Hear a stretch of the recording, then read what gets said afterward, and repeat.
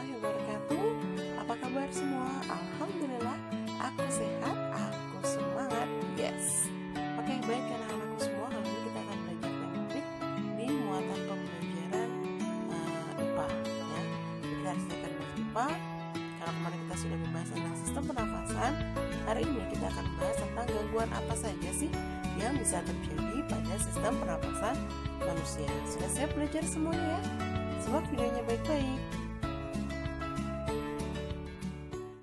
Nah, ada macam-macam gangguan pernapasan manusia dan penyebabnya. Jadi penyebabnya berbeda-beda.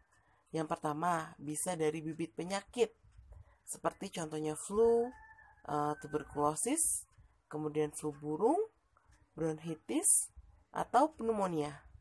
Ada juga yang bisa disebabkan oleh pencemaran udara, contohnya asma, emfisema, dan kanker paru-paru.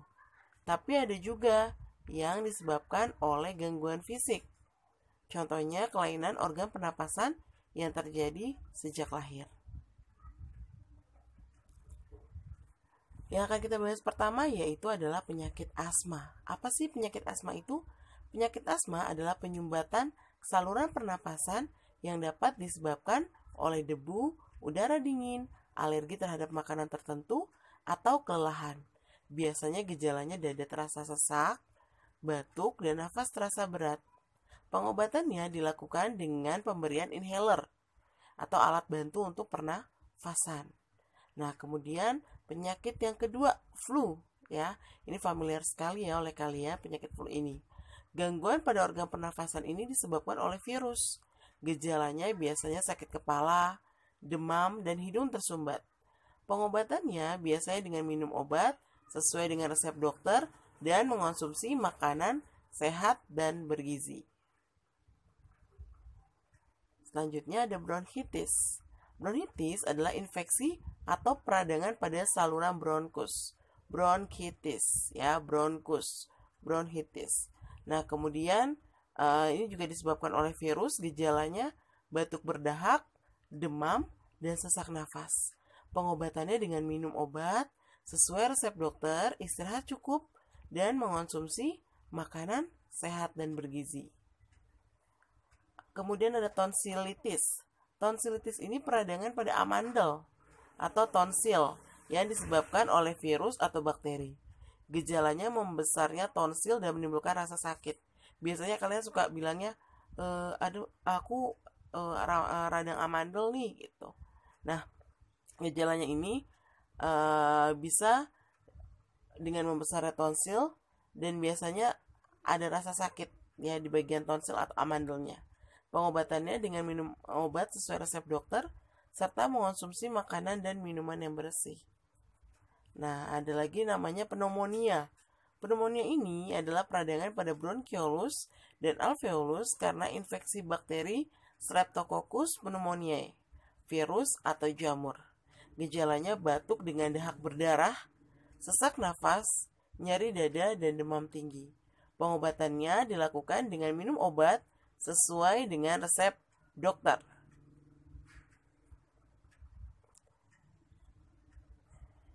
Penyakit pada organ pernafasan lainnya ada yang disebut dengan emfisema. Emfisema adalah kerusakan jaringan di sekitar saluran bronchiolus dan alveolus. Gejalanya sesak napas yang hebat.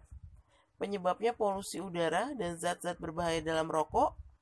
Pengobatannya meminum obat sesuai resep dokter dan menjaga pola hidup sehat.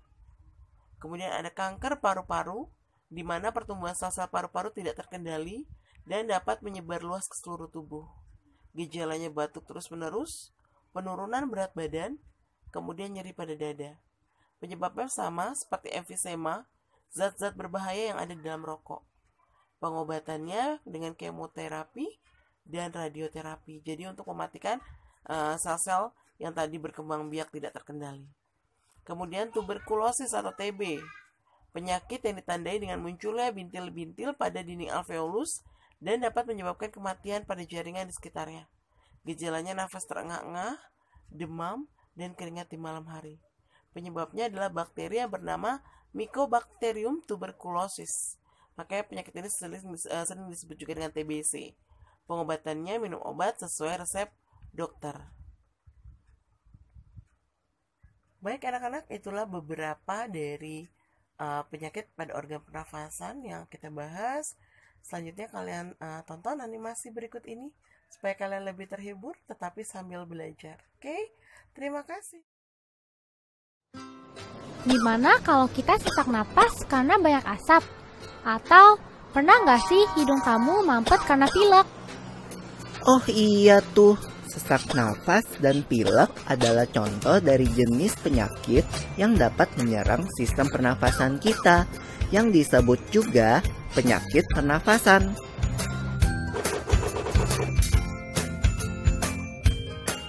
Kalau penyakit pernafasan, itu kan ada influenza, TBC, apalagi ya?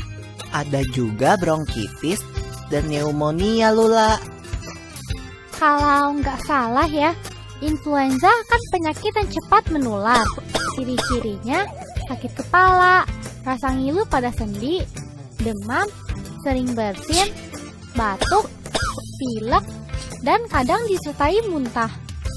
Ya, jika kita terserang influenza, minum obat, banyak istirahat, dan periksa ke dokter. Kata ibuku, dapat dicegah juga dengan minum air hangat, beristirahat, dan minum vitamin C. Lalu, hati yang gembira juga bisa jadi obat yang mujarab loh. Wah, mantap! Tapi beda loh dengan flu burung. Flu burung disebabkan oleh virus yang hidup di saluran pencernaan unggas seperti ayam. Jika masuk ke tubuh manusia, bisa menyebabkan penyakit yang parah.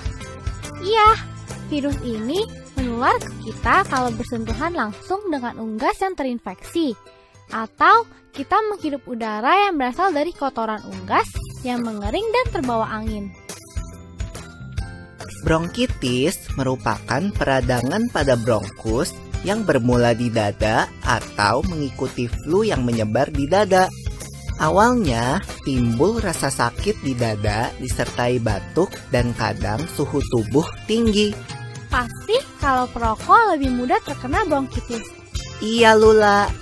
Nah, kalau pneumonia adalah radang paru-paru akut yang menyerang tiba-tiba dan cepat menjadi parah.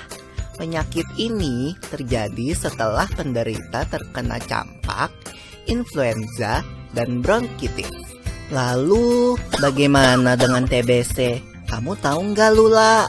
TBC atau tuberkulosis itu penyakit menular kan? Jadi penderitanya harus dikarantina. Kita nggak boleh dekat-dekat, apalagi anak kecil. Bernafas adalah kebutuhan utama setiap makhluk hidup. Jadi, kita harus menjaga kesehatan alat pernafasan kita. Ya, seperti mengurangi pencemaran udara di lingkungan sekitar, tidak merokok dan tidak sering berada di lingkungan perokok. Jangan lupa pakai sapu tangan atau tisu untuk menutupi hidung dan mulut saat bersin atau batuk. Lalu, tingkatkan daya tahan tubuh kita dengan makan makanan bergizi, istirahat, dan berolahraga teratur. Oh, aku rasa aku mengerti sekarang.